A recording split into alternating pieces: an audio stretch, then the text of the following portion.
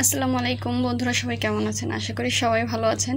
আমি অনেক দিন লং ভিডিও দেই না, তো আজ ভাবলাম যে একটু ঘোরাফেরার পরে ভিডিওটা দেই, আপনাদের সাথে শেয়ার করি। আসলে আপনাদের সাথে শেয়ার করতে ভালো লাগে, যেহেতু আপনাদের বন্ধু মনে করি। তো আজ আমরা বাসা থেকে বের হয়েছিলাম একটু দরকারি কাজে, সেটাও আপনাদের জানাবো যে কোন কাজ আর কেন গিয়েছিলাম সেটা মানে খুব শীঘ্রই হয়তো আপনারা জানতে পারবেন।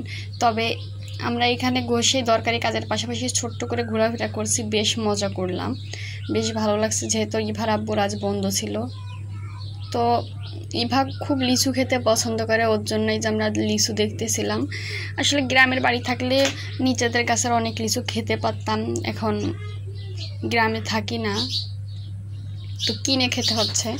তাও অনেক বেছে কুটে কিনলাম, কেননা এখন লিচুগুলো টক, কাঁচা লিচুগুলো পেড়ে পেড়ে লোকজন আসলে টাকার জন্য বিক্রি করে। তো লিচু কেনার পরে দেখলাম জাম উঠেছে, এবং আমরা যেখানে থাকি ওইখানের আমাদের বাড়িওয়ালাদের জাম গাছে জাম ছিল, ওনারাও দিয়েছে আমাদের খেতে। তারপরেও ভাবলাম যে দেখি কিনে খেয়ে কেমন লাগে।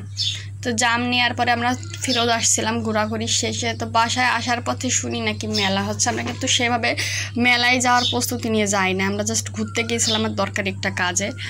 তো ভাবলাম যখন এসে পড়ছি তখন মেলাটা একটু দেখে যাই। আসলে দেখলাম ছোট্ট একটা মেলা, মানে এলাকার অল্প কয়েকটা দোকান নিয়ে বেশ ভালোই লাগছিল। ইভা তো খুব খুশি হয়েছিল যায়, মেলার থেকে না কিনে নিয়ে কিছু আসবেই না।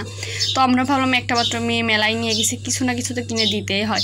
আসলে ওর এখানে যেগুলো খেলনা ছিল প্রায়টা খেলনায় ওর আসলে ছিল, ওকে আমরা প্রচুর খেলনা কিনে দিই। তো একটা খেলনা সেটা আমার কাছে বেশ ভালো লাগছে, আর এটা ও ছিলও না। তো ওইটা নিয়ে আমরা বাসায় চলে আসি।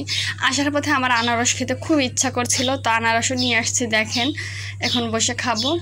আর এই বেড সিটের কাভারটা আমার আসলে দরকার, বিছানায় 2-3টা কাভার না হলে হয় না, যেহেতু ছোটো বাচ্চা আছে বিছনার কাভার রেগুলারই নষ্ট করে।